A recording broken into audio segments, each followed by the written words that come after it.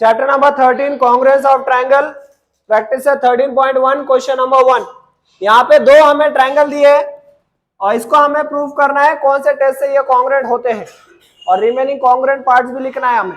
Remaining congruent parts क्या होते हैं, वो कैसे लिखा जाता है, वो आगे देखेंगे। यहाँ पर देखो, इधर वाले जो ट्रायंगल है इसको स्टार्ट करते हैं डब्ल्यू से, तो इसका नाम लिखेंगे W Z X. So in triangle W Z X, उधर वाले ट्रायंगल का क्या नाम लिखेंगे फिर, and triangle W Z Y. इस ट्रायंगल में और उस ट्रायंगल में अपने को क्या कांग्रेंट दिख रहा है, एंगल डब्ल्यू एक्स दिख रहा है और इधर का डब्ल्यू एक्स उधर का डब्ल्यू वाई जो है वो सेम दिख रहा है, तो वो पहले लिखेंगे segment W X is congruent to segment W Y. Angle कौन से दिख रहा है, angle W is congruent to angle W. ठीक है, दूसरा जो ट्रायंगल है अलग करके बता रहा हूं आप दोनों ट्रायंगल को, अलग जो ट्रायंगल है वो इस तरह से आ रहा है। ओके, अब इसका नाम क्या है, डब्ल्यू जेड एक्स, इसका है सपोज डब्ल्यू जेड वाई। इसको रोटेट करके इसकी तरह बनाते तो ये इस तरह से हो जाएगा, तो ये पॉइंट तो यही रहा वाई, ये पॉइंट भी यही रहा, ये उधर चला गया तो क्या हो गया, तो इसका अगर डब्ल्यू जेड एक्स लिख रहे तो इसका क्या हो जाएगा, डब्ल्यू वाई जेड कैसे होगा, फिर इसका डब्ल्यू एक्स जेड लिखना पड़ेगा तब जाके उसका डब्ल्यू वाई जेड होगा। हाँ, तो फिर इसको डब्ल्यू वाई जेड लिखेंगे, अगर इसको डब्ल्यू जेड एक्स लिखते थे तो उसको डब्ल्यू जेड वाई लिखेंगे। क्लियर है? हाँ, तो W X is congruent to W Y, angle W is congruent to angle, और कुछ कांग्रेंट तो दिख नहीं रहा है अपने को। हाँ, कॉमन साइड कौन सी है वो, segment W Z is congruent to segment, इसका रीजन लिखना पड़ेगा कॉमन साइड। तो अगर तीन कंडीशन अपने को मिल गए तो अपन बोल सकते हैं कौन से टेस्ट से वो कांग्रेंट है। तो ये है पेयर ऑफ साइड्स, ये है पेयर ऑफ, और ये है पेयर ऑफ, तो side angle side, therefore triangle W X Z is congruent to triangle W Y Z by S A S test. Clear है क्या सभी को, कोई प्रॉब्लम इसमें? ठीक है, सेकेंड वन में हमें दो ट्रायंगल्स दिए, आप दोनों ट्रायंगल का नेम चाहे तो इस कॉर्नर से स्टार्ट करो, चाहे तो इस कॉर्नर से स्टार्ट करो, चाहे तो इस, दोनों में कॉमन है आई और जे। आई से स्टार्ट करते, आई जे के, ऊपर वाला ट्रायंगल, तो नीचे वाला ट्रायंगल क्लियर है, और जे से स्टार्ट करेंगे तो जे आई के, जे के आई, ऊपर वाले ट्रायंगल का नाम लिखेंगे तो जे एल आई। समझ में आ रहा है? कैसे भी लिखो आपकी मर्जी है, कहीं से भी स्टार्ट करो, मैं ऐसे स्टार्ट कर रहा हूं, इन ट्रायंगल आई जे के and triangle I J L. इसमें ऊपर वाले ट्रायंगल में और नीचे वाले ट्रायंगल में क्लियर दिख रहा है कि segment I K is congruent to segment I L, और क्या कांग्रेंट दिख रहा है, angle J is congruent to angle J, और क्या है, segment I J is congruent to segment, ये तो कांग्रेंट दिया नहीं है तो इसका रीजन लिखो, दैट इज कौन से टेस्ट से कांग्रेंट है, therefore triangle IJK is congruent to triangle IJL।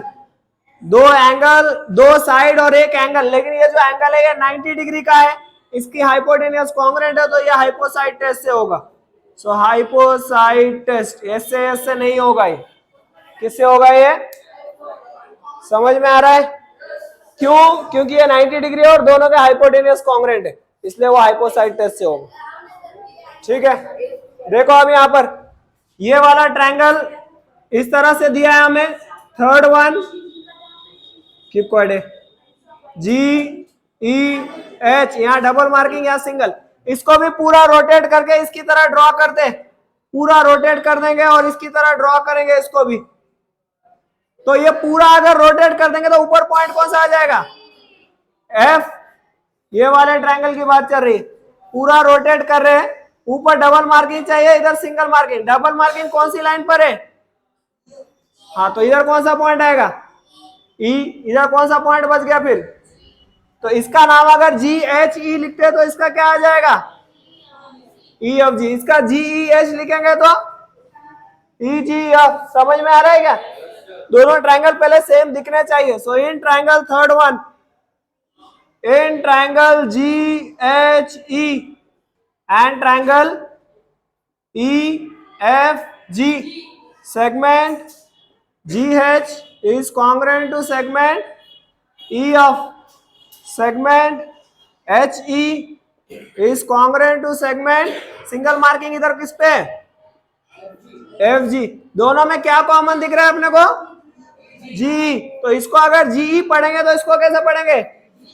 तो segment GE is congruent to segment EG। क्या है ये है कॉमन साइड।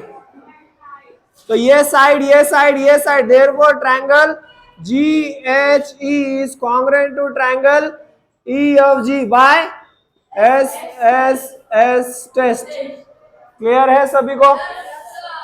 अब यहां जो लिख रहे हैं अपन वो ट्रायंगल के हिसाब से करस्पॉन्डेंस में है या नहीं है, राइट है या रॉन्ग है, कैसे पता चलेगा? देखो, अपने ट्रायंगल का नाम जो अपन ने लिखा है वो राइट है या रॉन्ग है।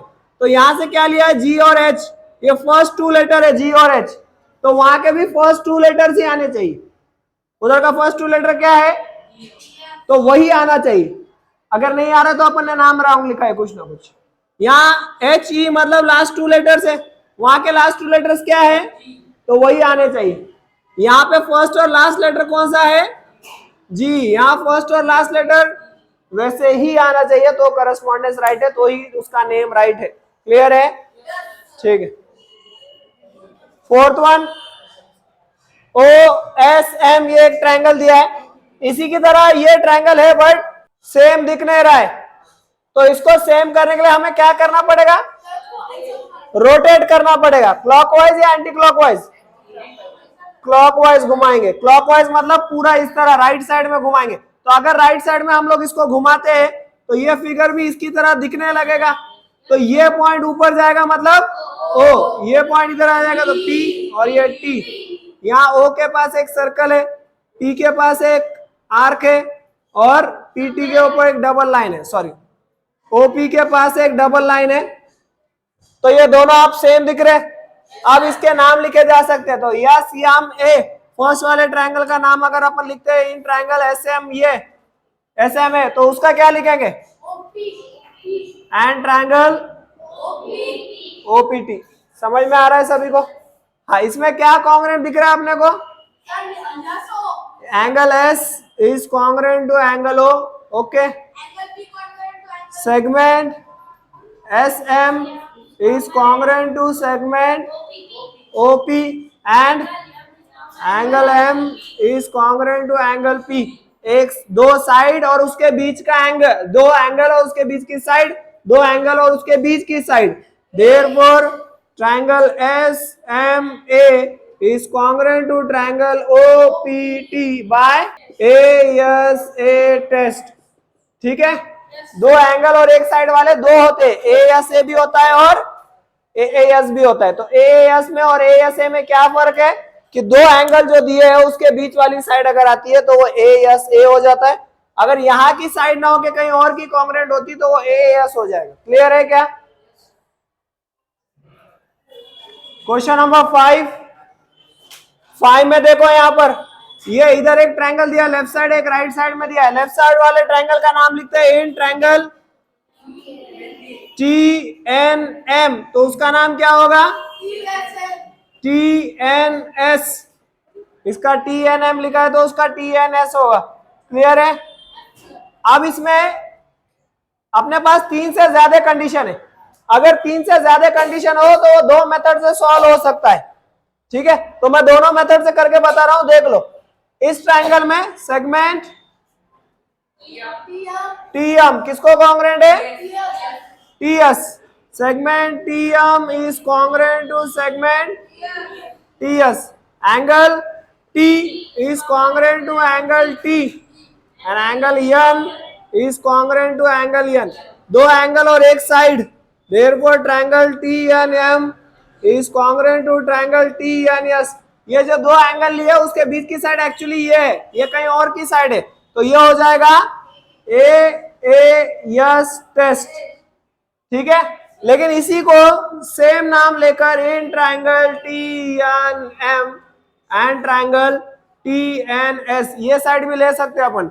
Angle T is congruent to angle T, segment TN is congruent to segment TN, क्योंकि ये कॉमन साइड है, सो इसको ऐसे भी लिख सकते हैं कॉमन साइड।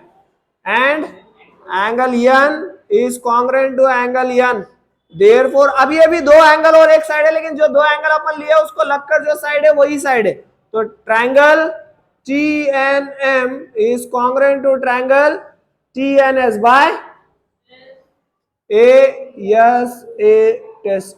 तो ASA से भी होगा और AAS से भी होगा। ये साइड लेते हो तो AAS से होगा, ये साइड लोगे तो ASA से हो जाएगा।